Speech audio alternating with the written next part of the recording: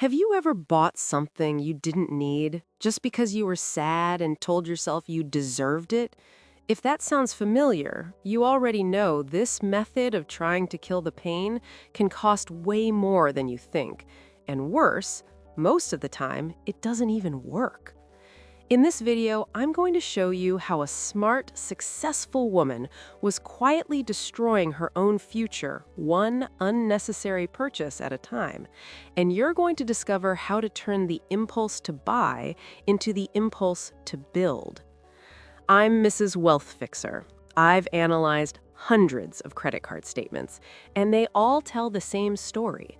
It's not about fashion, it's not about a good deal, it's about pain. About that Sunday night when you felt invisible, about the meeting where no one listened to your idea. Every emotional purchase comes with a double bill, the credit card statement and the cost of your financial freedom. Today, I want you to meet Lisa, 32 years old, marketing manager, enviable salary, completely broke inside and out. When I finished auditing her life, she cried, not from sadness, from recognition. Stay until the end because there's a number in this story that will make you pause and take a hard look at your own statement. Lisa brings home $8,000 a month after taxes, a closet that looks like a boutique showroom, and $34,000 in credit card debt she was hiding from her husband, her mother, and herself. When she first came to me, referred by a friend, she said, "Mrs. Wealth, I only buy things when they're on sale. I'm smart with money." I gave her that smile my clients already know, the one that comes right before the truth, and said, "Send me the last 6 months of statements." And there it was. $1,200 in clothing in March, the week she fought with her husband. $890 in cosmetics in April, the day after her boss dismissed her proposal in front of the entire team.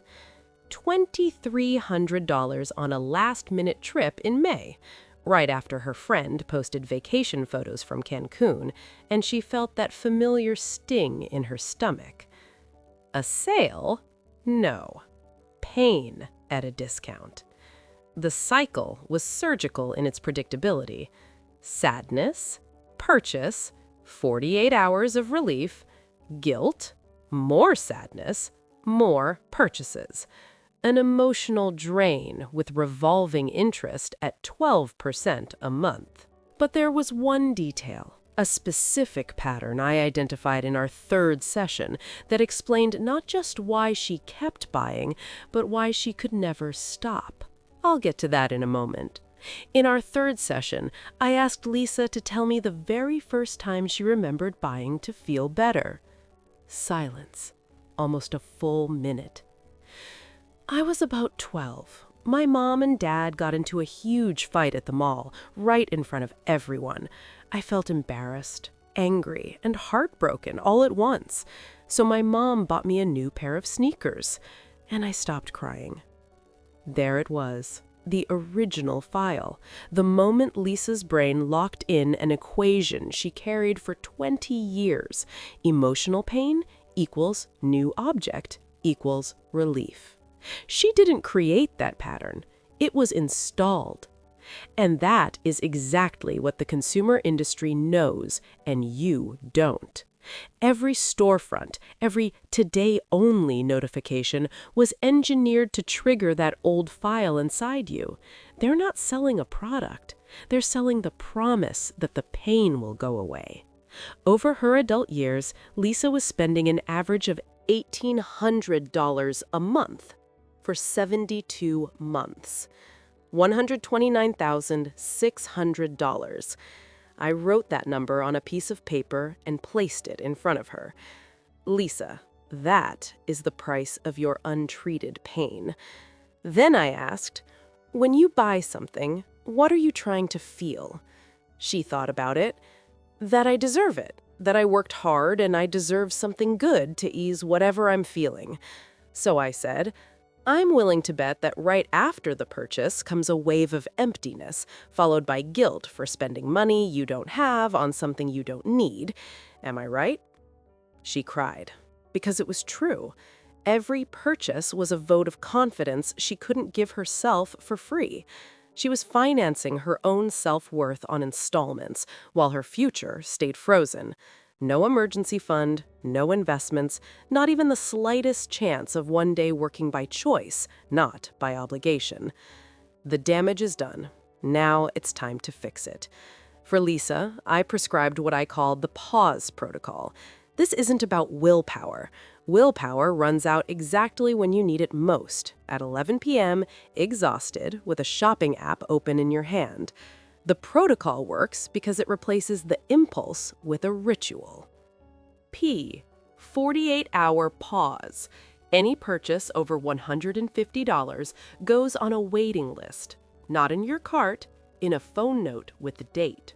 90% of emotional purchases die right here because what you wanted wasn't the item, it was the relief, and the relief already passed. A.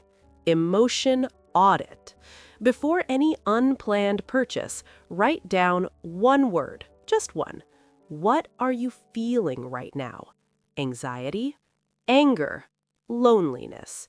2 seconds that re-engage your prefrontal cortex and interrupt the emotional autopilot. U.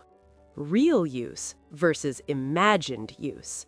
Picture yourself actually using it, not in the idealized version of your life, but in your real life tomorrow, in Monday's meeting, at the grocery store on Thursday. If the honest answer is probably not, the item stays on the shelf. S. Emotional substitute. Build a list of 10 things that give you real dopamine without costing $1. A walk, a phone call, a long shower. Your brain doesn't care where the dopamine comes from, it just wants the chemical. Give it one for free. E. Freedom equation.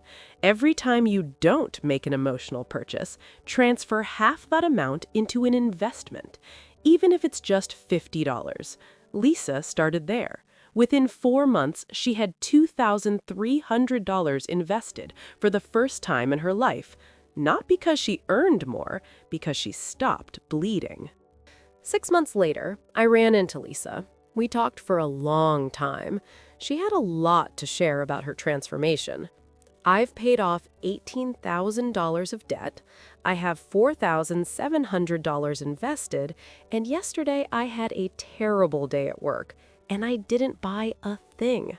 I went for a walk instead, and I felt better than any handbag ever made me feel. That is the real luxury, not the bag. It's waking up the next morning without guilt, without a bill, without the feeling that you betrayed yourself one more time. You don't need to stop treating yourself. You need to stop using gifts as bandages. Now, do one thing. Open last month's statement and find 3 purchases that had an emotion behind them.